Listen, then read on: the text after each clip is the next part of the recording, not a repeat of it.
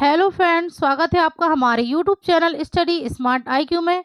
और मैं हूं सबा परवीन और आज हम फिर पढ़ने जा रहे हैं आरआरबी ग्रुप डी 2025 के लिए जीके जीएस की क्लास, जिसमें हम डिस्कस कर रहे हैं प्रीवियस ईयर क्वेश्चन। और ये हमारी क्लास 53 है और इससे पहले हम 52 क्लासेस कर चुके हैं। और आज इस क्लास में हम पढ़ेंगे 14 सितंबर 2022 के शिफ्ट 3 के जीके जीएस के प्रीवियस ईयर क्वेश्चन के एमसीक्यू। सो आई होप आपको ये वीडियो पसंद आती हो और ऐसी ही वीडियो देखने के लिए हमारे चैनल को लाइक करें, शेयर करें, सब्सक्राइब करना ना भूलें। तो चलिए स्टार्ट करते हैं क्लास। फर्स्ट है, लोहित निम्न में से किस नदी की सहायक नदी है? तो लोहित इनमें से यह किस नदी की सहायक नदी है? लोहित, सबसे पहले हम बात करें लोहित नदी ये कहाँ से निकलती है, ठीक है। तो लोहित नदी यह निकलती है पूर्वी तिब्बत के जयालछू पर्वत श्रेणी से यह निकलती है, ठीक है। पर्वत श्रेणी से यह निकलती है लोहित नदी, ठीक है। और ये किसकी सहायक नदी है? तो यह सहायक नदी है ब्रह्मपुत्र नदी की। राइट आंसर है ऑप्शन डी, ब्रह्मपुत्र नदी की सहायक नदी है लोहित नदी, ठीक है। बात करें ब्रह्मपुत्र नदी ये कहाँ से निकलती है? तो यह निकलती है तिब्बत के मानसरोवर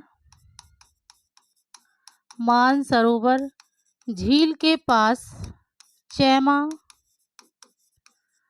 युंगोडोंगो ग्लेशियर से, ठीक है। चेमा युंगोडोंगो ग्लेशियर से यह निकलती है ब्रह्मपुत्र नदी। इसे किन किन नामों से जाना जाता है? तो इसे तिब्बत में कहा जाता है यारलुंग तशंगपो या सांगपो, ठीक है। इस नाम से इसे तिब्बत में जाना जाता है। फिर अरुणाचल प्रदेश में, तो अरुणाचल प्रदेश में इसे जाना जाता है दिहांग के नाम से। और बांग्लादेश में जमुना के नाम से जाना जाता है। ओके, जमुना के नाम से जाना जाता है बांग्लादेश में, ठीक है, ब्रह्मपुत्र नदी को, ठीक है। तो ये कहाँ से? मानसरोवर झील के चेमायुंग ग्लेशियर से निकलती है ब्रह्मपुत्र नदी। इसे लाल नदी भी कहा जाता है, ठीक है, लाल नदी भी कहा जाता है। फिर बात करें हम कावेरी नदी ये कहाँ से निकलती है? तो यह निकलती है ताल कावेरी, ठीक है। यह निकलती है ताल कावेरी कोडागू जिला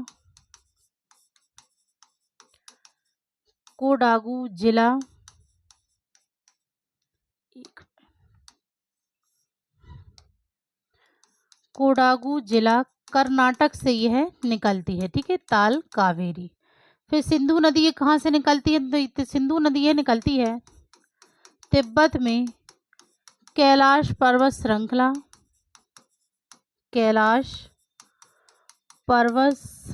के मानसरोवर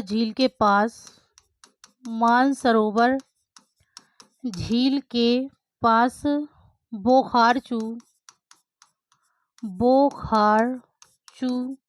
नामक ग्लेशियर से यह निकलती है, ठीक है, सिंधु नदी, ठीक है।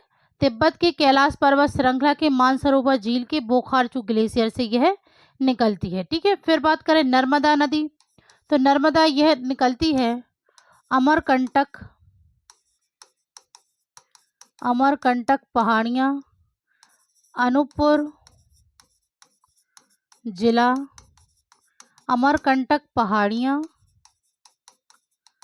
अनूपपुर जिला मध्य प्रदेश से यह निकलती है नर्मदा नदी। नर्मदा नदी इसे रेवा नदी और आकाश की बेटी भी कहा जाता है, ठीक है, आकाश की बेटी भी इसे कहा जाता है नर्मदा नदी को, ठीक है। नर्मदा नदी यह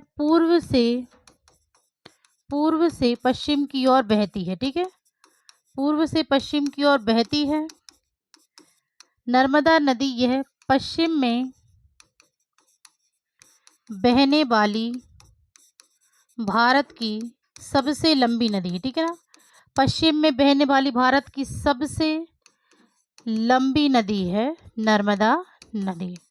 ओके, चलिए तो ये थे इसके बारे में डिटेल। तो आप इसे अच्छे से प्रॉपर से जमा कर लिखिएगा और नोट ज़रूर बनाइए, ठीक है। चलिए तो नेक्स्ट करते हैं। नेक्स्ट है उत्कृष्टता में नॉर्मन बोरलॉग राष्ट्रीय उत्कृष्टता पुरस्कार किस शोध क्षेत्र के लिए दिया जाता है? तो उत्कृष्टता में नॉर्मन बोरलॉग राष्ट्रीय उत्कृष्टता पुरस्कार, तो यह दिया जाता है कृषि विज्ञान के क्षेत्र में। राइट आंसर है ऑप्शन ए कृषि विज्ञान। नॉर्मन बोरलॉग कौन थे? नॉर्मन बोरलॉग ये है हरित क्रांति के जनक है, ठीक है ना, हरित क्रांति का जनक माना जाता है नॉर्मन बोरलॉग को। और ये पहले नोबेल पुरस्कार प्राप्त थे, ठीक है।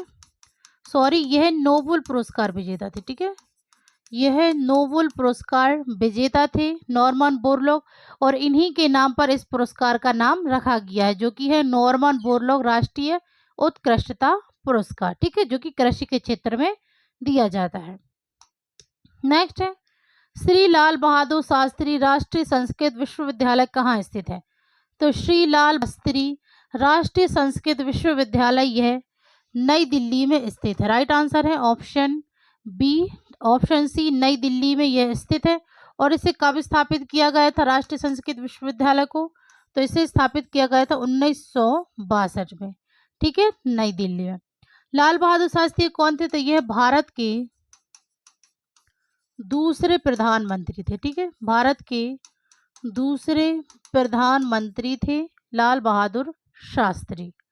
चलिए नेक्स्ट है भारत के निम्नलिखित में से किस राज्य में सांस्कृतिक उत्सव लोसर मनाया जाता है?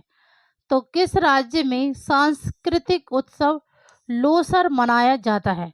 तो यह मनाया जाता है अरुणाचल प्रदेश में। Right answer option A. Next है भारत के संविधान की निम्नलिखित में से कौन सी विशेषता यूनाइटेड किंगडम के संविधान से उधार ली गई है? तो भारत के संविधान में कौन सी विशेषता है जो कि यूनाइटेड किंगडम के संविधान से उधार ली गई है? सबसे पहले संवर्ती सूची, तो यह ली गई है ऑस्ट्रेलिया से उधार, ठीक है, ऑस्ट्रेलिया से। फिर राज्य नीति के निदेशक सिद्धांत, तो ये लिए गए हैं आयरिश से। फिर मौलिक कर्तव्य, तो ये लिए गए हैं रूस से, यानी सोवियत संघ, ठीक है।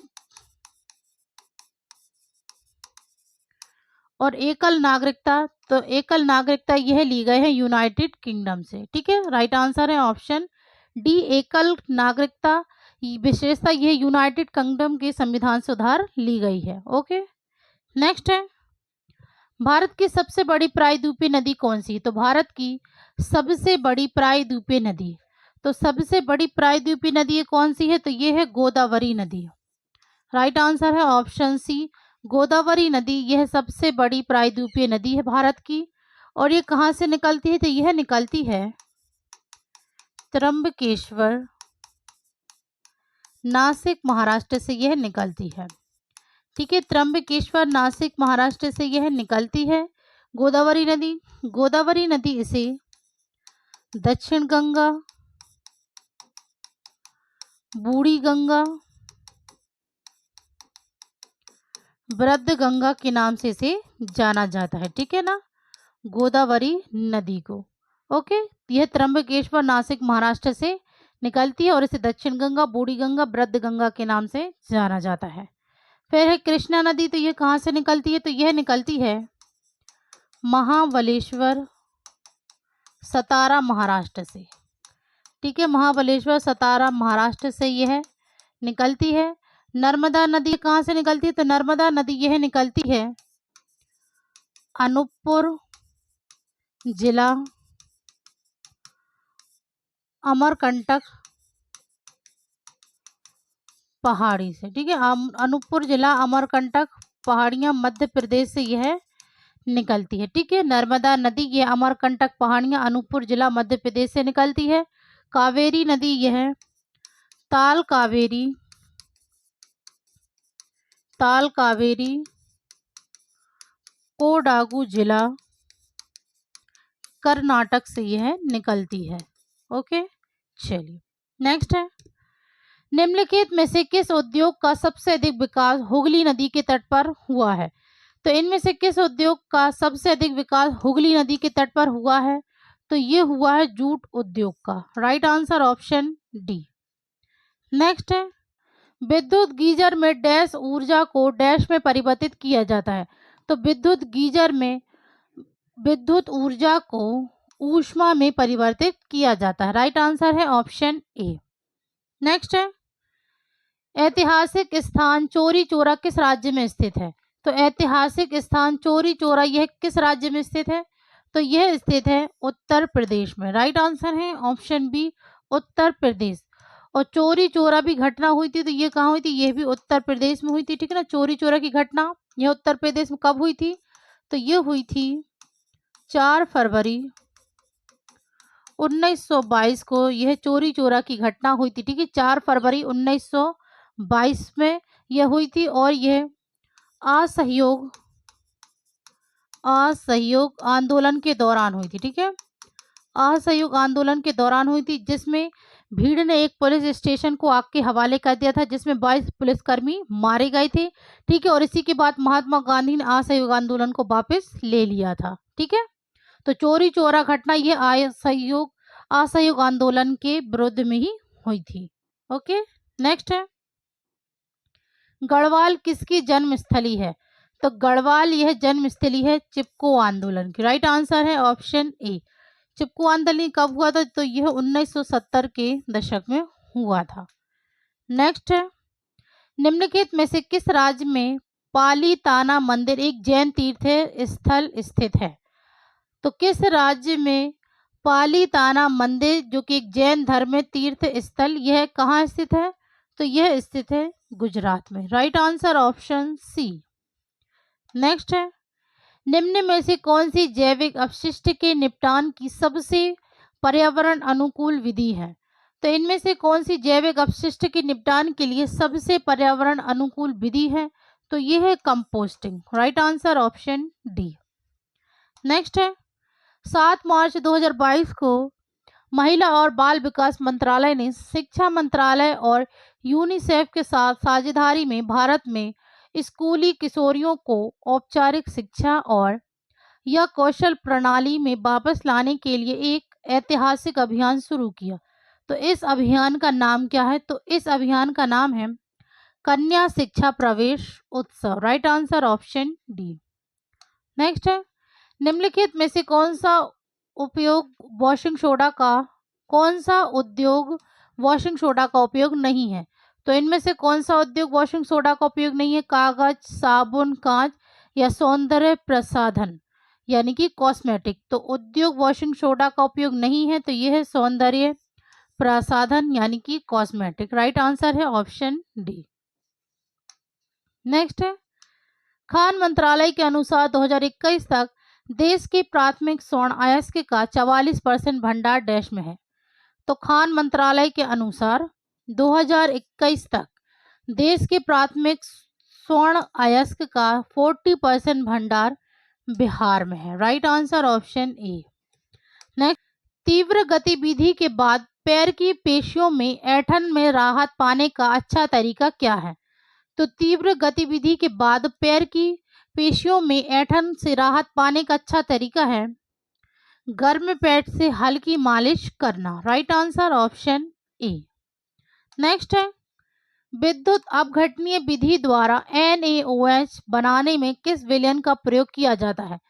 तो विद्युत अपघटनीय विधि द्वारा NaOH बनाने में यह किस विलयन का प्रयोग किया जाता है? तो यह किया जाता है लवण जल। Right answer option B. Next है प्रसरण के बाद आप आर्थिक संकुचन को क्या कहते हैं? तो प्रसरण के बाद आप आर्थिक संकुचन मंदी को क्या कहते हैं? तो इसे कहते हैं व्यापारिक चक्र। Right answer option A. Next है निम्नलिखित में से कौन आंत से पची हुई और अवशोषित वसा को ले जाती है? तो इनमें से कौन आंत से पची हुई और अवशोषित वसा को ले जाता है? तो यह ले जाता है लसिका। Right answer option B. Next है एक वस्तु को उत्तल लेंस के मुख्य अक्ष पर 2f1 से परे एक बिंदु पर रखा गया है, इसका बना प्रतिबिंब होता। तो इसका बना प्रतिबिंब वास्तविक और छोटा होता है। Right answer option D. Next है जब लेड नाइट्रेट और पोटेशियम आयोडाइड को एक साथ मिलाया जाता है तो निम्नलिखित में से कौन से रंग का अपक्षेप बनता है? तो जब लेड, सेकेंड नाइट्रेट और पोटेशियम आयोडाइड को एक साथ मिलाया जाता है तो इनमें से पीले रंग का अपक्षेप बनता है। Right answer option C. Next है, ओजोन छिद्र कहाँ स्थित है? तो ओजोन छिद्र यह अंटार्कटिका के ऊपर स्थित है। Right answer D. नेक्स्ट है, विद्युत चुंबकीय प्रेरण वह घटना है जिसमें, तो विद्युत चुंबकीय वह घटना है जिसमें एक गतिमान चुंबक किसी चालक के समृद्ध लूप में ईएमएफ प्रेरित करता है। राइट आंसर है ऑप्शन सी।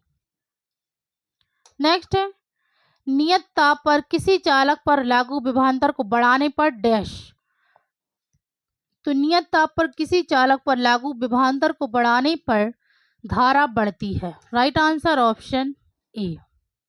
नेक्स्ट है, निम्नलिखित में से कौन सी सही अवधि है जिसके लिए भारत सरकार ने वार्षिक बजट 2021-22 की घोषणा की थी? तो कौन सी सही अवधि है जिसके लिए भारत सरकार ने वार्षिक बजट 2021-22 की घोषणा की थी? तो यह की थी, तो इसमें अवधि सही है, तो ये 1 अप्रैल 31 मार्च 2021 से 22। ठीक है, ये यहाँ पे 31। ठीक है, तो यहाँ पे राइट आंसर है ऑप्शन सी, 1 अप्रैल 31 मार्च 2021-22 यह सही अवधि, ठीक है, जिसके लिए भारत सरकार ने वार्षिक बजट 2021-22 की घोषणा की थी। ओके। नेक्स्ट है, भारत ने निम्नलिखित में से किस देश से S-400 मिसाइल सिस्टम खरीदा है? तो भारत ने किस देश से S-400 मिसाइल सिस्टम खरीदा? तो यह खरीदा है इसने रूस से। Right answer option D. Next है, विद्युत जनित एक उपकरण है जो परिवर्तित करता है, तो विद्युत जनित एक उपकरण है जो परिवर्तित करता है यांत्रिक ऊर्जा को विद्युत ऊर्जा में। Right answer option A. Next है, निम्नलिखित में से किस भारतीय खिलाड़ी ने 19वीं एशियाई 100 यूपी बिलियर्ड्स चैंपियनशिप 2022 में अपना 8वां खिताब जीता? तो किस भारतीय खिलाड़ी ने 19वीं एशियाई 100 यूपी बिलियर्ड्स चैंपियनशिप 2022 में अपना 8वां खिताब जीता? तो ये जीता है पंकज अडवाणी ने। राइट आंसर है ऑप्शन बी। नेक्स्ट है, निम्नलिखित में से कौन सा यौगिक एक ही सजातीय श्रृंखला से संबंधित नहीं है? तो इनमें से कौन सा यौगिक है जो कि एक सजातीय श्रृंखला से संबंधित नहीं है? तो ये है C6H11। Right answer option C. Next है, वर्षा की बूंदों के माध्यम से सूर्य के प्रकाश के अपवर्तन के कारण इंद्रधनुष देखा जाता है, इसका अर्थ है कि, तो वर्षा की बूंदों के माध्यम से सूर्य के प्रकाश के अपवर्तन के कारण इंद्रधनुष देखा जाता है, इसका अर्थ है कि सूर्य का प्रकाश बहुवर्णी होता है। Right answer option A. Next है, मनुष्यों में संतति का लिंग डैश द्वारा निर्धारित किया जाता है? तो मनुष्य में संतति का लिंग पैतृक गुणसूत्र के द्वारा निर्धारित किया जाता है। ओके। नेक्स्ट है, वित्तीय आयोग एक संवैधानिक रूप से अनिवार्य निकाय है जिसे भारत के संविधान के अनुच्छेद डैश के तहत स्थापित किया गया है? तो वित्तीय आयोग यह एक संवैधानिक रूप से अनिवार्य निकाय है जिसे भारत के संविधान के अनुच्छेद 280 के तहत स्थापित किया गया है। राइट आंसर है ऑप्शन बी, 280। नेक्स्ट है, न्यूलैंड अष्टक नियम के संबंध में निम्नलिखित में से कौन सा कथन सही है? तो न्यूलैंड के अष्टक नियम के संबंध में कथन सही है, तो ये है न्यूलैंड का अष्टक नियम केवल हल्के तत्वों के साथ ही अच्छा कार्य करता है। Right answer option C. Next है, इंडियन प्रीमियर लीग 2022 का फाइनल मैच कहाँ खेला गया? तो आईपीएल 2022 का फाइनल मैच कहाँ खेला गया था? तो यह खेला गया था नरेंद्र मोदी स्टेडियम अहमदाबाद में। Right answer option C. Next है, एक संतुलित रासायनिक समीकरण में अभिकारक को सदैव तीर के निशान की डैश लिखा जाता है? तो एक संतुलित रासायनिक समीकरण में अभिकारक को सदैव तीर के निशान के बाईं ओर लिखा जाता है। राइट आंसर है ऑप्शन सी। नेक्स्ट है, निम्नलिखित में से कौन सा भी, आई और आर के बीच गलत संबंध है? तो भी, आई और आर के बीच गलत संबंध हमें बताना है। तो सबसे पहला है विभवांतर बराबर आर बटे आई, तो यही पहला वाला ही गलत है। राइट आंसर है ऑप्शन ए। ठीक है, तो ये भी, आई और आर के बीच गलत संबंध है। तो ये थी आज की हमारी क्लास आरआरबी ग्रुप डी 2025 की जीके जीएस की क्लास। आई होप आपको वीडियो पसंद आई हो, और ऐसे ही वीडियो देखने के लिए हमारे चैनल को लाइक करें, शेयर करें, सब्सक्राइब करें। Thank you.